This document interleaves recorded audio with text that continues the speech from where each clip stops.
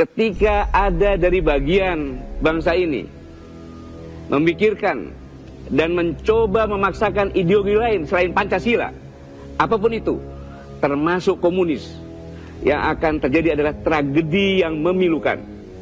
Jangan ragu lagi dengan Pancasila. Saya hanya ingin mengingatkan bahwa bangsa ini pernah mempunyai masa kelam, tragedi yang sangat memilukan. Jangan sampai itu terjadi. Dan meyakinkan bahwa tidak ada ideologi lain yang tepat bagi bangsa yang sangat majemuk ini, bangsa yang Bhinneka Tunggal Ika, selain Pancasila. Orang akan lihat pasti saya nanti ditangkap, pasti saya mungkin akan diapa-apakan. Pengawal saya pun sudah dicopot sekarang, padahal saya punya hak. Mereka tidak tahu bahwa urat takut saya sudah habis, hanya tinggal satu.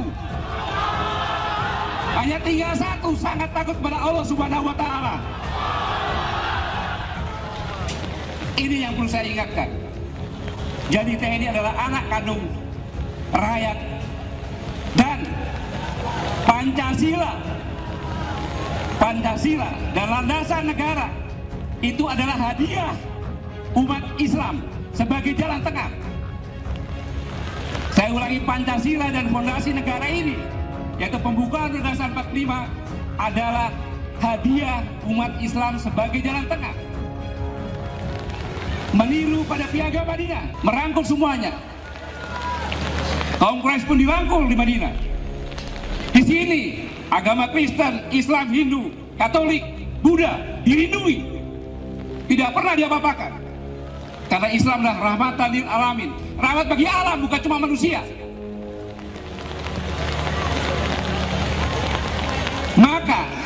Maka saya ingatkan umat Islam dan para ulama menjaga bangunan ini, menjaga negara kesatuan Republik Indonesia, karena yang membentuk pun umat Islam.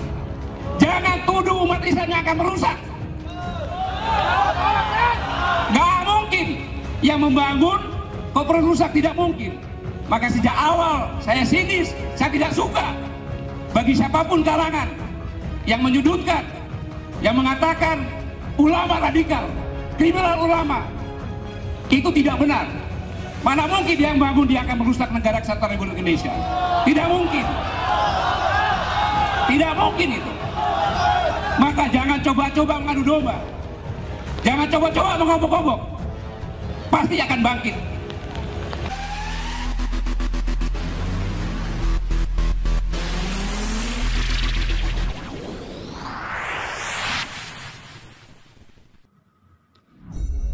Kumpulan pengkhianat bangsa.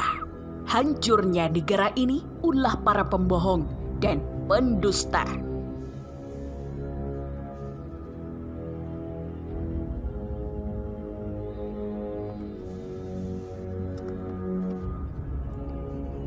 Pemirsa, sebelum Anda dengarkan berita ini, jangan lupa like, subscribe, dan aktifkan lonceng notifikasinya. Hancurnya negara ini bukan karena kurangnya orang pintar, tetapi banyak pengkhianat bangsa yang keblinger dan pendusta, dalam kurung pembohong, kecenderungan yang materialisme dengan ideologi karbitan yang mengadopsi ideologi liberalisme tanpa rasa bersalah baik terhadap agama maupun konstitusi negara, kental dengan karakter homo homini lupus, melakukan segala cara untuk kepentingan pribadi dan sesama berideologi komunis yang bisa menjadi herder. Beda dengan homo homini societ yang dimiliki kepribadian dasar orang Indonesia yang masih menghargai, memanusiakan manusia, homo homini sosial, beragama, berbudaya, budi luhur bangsa Indonesia. Kesempatan inilah yang dimanfaatkan oleh politik Cina komunis dengan sistem sosial dagang yang dibangun secara paksa karena didukung oleh kekuasaan yang menganut homo homini lupus yang pro paham ideologi komunis. Ini nampak dan terlihat dari kebijakan dan langkah yang diambil oleh penguasa terhadap Cina komunis dan rezim. Pejabat lokal menjadi herdernya yang punya eksistensi jabatan yang cenderung mengkhianati bangsa sendiri yang dibungkus jabatan kekuasaan. Sebenarnya, musuh terbesar bangsa ini adalah pengkhianat dan musuh abadi agama adalah iblis. Dan musuh bersama adalah komunis. Akar permasalahan bangsa ini, liberal, lokal, dan pengkhianat bangsa yang berlindung di konstitusi kekuasaan. Maka pemimpin memakzulkan ditolak oleh rakyat karena tidak sesuai konstitusi negara. Selanjutnya, presiden palsu yang tidak punya malu. Berangkat dari undang-undang palsu, Indonesia telah melahirkan dengan tidak malu-malu seorang presiden palsu yang tidak punya malu. Itulah politik dan bukan hukum. Yang penguat geliat dan pengakuan, yang mampu membela dan menenangkan, yang membayar serta bisa mengalahkan yang benar. Seloroh karena susu setitik tak bergeming oleh nilai sebelengga, seakan tak mustahil terjadi di negeri ini. Tito dulu pernah memuji-muji FPI dan HRS, juga Ali Muchtar Ngabalin yang terkenal lihai jualan obral. Begitu seramnya perlakuan Brimob terhadap orang-orang dan anak di bawah umur ketika peristiwa di Petamburan, Tanah Abang, Jakarta Pusat. Begitu cantiknya dan berwibawanya Tito setelah duduk di kursi Mendagri. Itulah yang nampak di mata kita, meskipun apa yang nampak belum tentu seperti itu, dan apa yang tidak nampak belum tentu tidak ada, kata Dinas Intelijen. Hampir terlupakan ketika terjadi diskriminasi, persekusi, dan eksekusi terhadap para ulama dan tokoh yang diduga melawan pemerintah, yang berhasil ditangkap dan ditahan, yang masih banyak meringkuk di rutan-rutan tanpa kejelasan, hingga kini, di mana sangat ironis dengan kebijakan Menkumham Yasona Lawli tentang kebijakan asimilasi dan integrasi yang membebaskan 30 orang lebih para terpidana dan terpidata akibat pandemi COVID-19. Ditambah adanya putusan MK yang menolak gugatan pihak kedua dan memenangkan pihak ke-1 dalam Pilpres 2018 yang lalu, menjadi lebih heboh ketika menyusul putusan MA yang mengilegalkan kemenangan Jokowi dalam Pilpres itu. Kemudian hiruk pikuk para pakar, terutama para pakar hukum tata negara yang membahas kedua putusan ini, yang hampir kebanyakan berpendapat putusan MA hampir tidak bermakna. Berangkat dari sinilah, saya sebagai warga negara merasa ikut terpanggil untuk kembali menelusuri, mencermati, dan mengait-ngaitkan agar perkara ini bisa terkuak dan terbuka lebar untuk rakyat Indonesia. Sebagai orang yang cekak pengetahuan hukum, saya mencoba mengambil filosofi dari sungai, di mana keberadaan atau tidak adanya air sungai sangat diwarnai oleh sumber airnya. MK sebagai lembaga tinggi negara yang menangani uji layak materi undang-undang, sedangkan MA menangani peraturan perundang-undangan. Jelas tidak ada hubungan atasan dan bawahan secara langsung antara keduanya. Namun jika kita lihat KPU yang merupakan sumber kegiatan dan dinamika pelaksanaan pemilu, layak dikatakan sebagai sumber perkara atau permasalahan. Maka berbicara menyandingkan MK dan MK, kita tidak bisa melepaskan KPU. Disinilah lebih kedekatan antara MA dengan KPU dibanding MK terhadap KPU. Esensi masalah adalah lebih kepada implementasinya dibanding dasar hukumnya, meskipun dasar hukum juga memadomi pelaksanaannya. Hukum dibuat untuk kepentingan manusia, khususnya dalam hal keadilan dan HAM. Hukum tidak dibuat oleh perseorangan, tetapi oleh badan atau lembaga. Singkat kata, bukan kemenangan yang menjadi utama, tapi keabsahan menjadi lebih utama.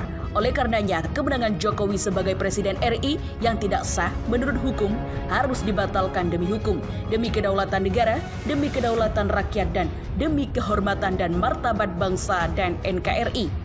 Selanjutnya, pendukung Jokowi mulai kecewa, apalagi kita. Pertanda kejatuhan Jokowi sebelum 2024. Sebelum Satgasus Cakra Buana PDIP menghadap Rizal Ramli, Abdillah Thoha lebih dulu kecewa terhadap Jokowi. Makin banyak pendukung Jokowi lainnya yang secara terbuka mengungkapkan kekecewaannya terhadap kepemimpinan Jokowi. Setidaknya satu persatu pendukung Jokowi mulai berhamburan menampakkan kekecewaannya pada publik. Apa yang dijanjikan dan diharapkan pendukung Jokowi dalam memimpin Indonesia masih sangat jauh dari harapan.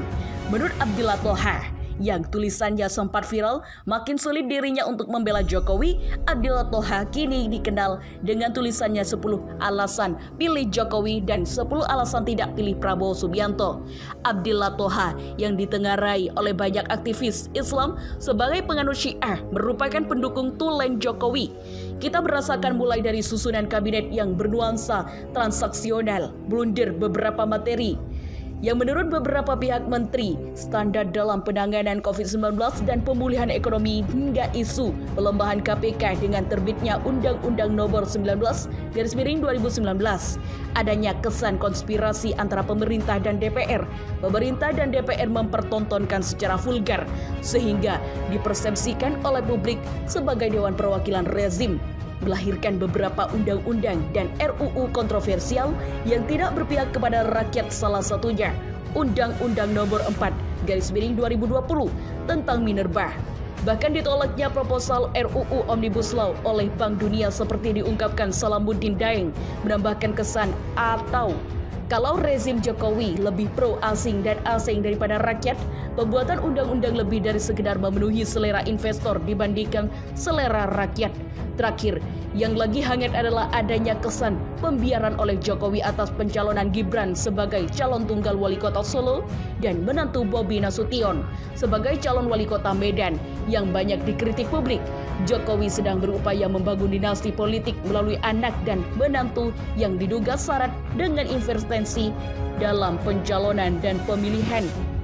Pendukung Jokowi kecewa ditambah bukan pemilih Jokowi di tengah hidup yang serba sulit dan ekonomi minus 5,32% akan memperkuat dukungan publik terhadap oposisi.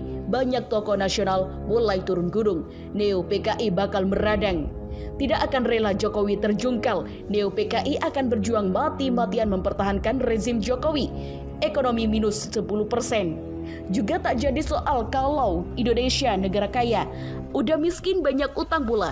Cash flow ngos-ngosen, malah yang ada kontra flow.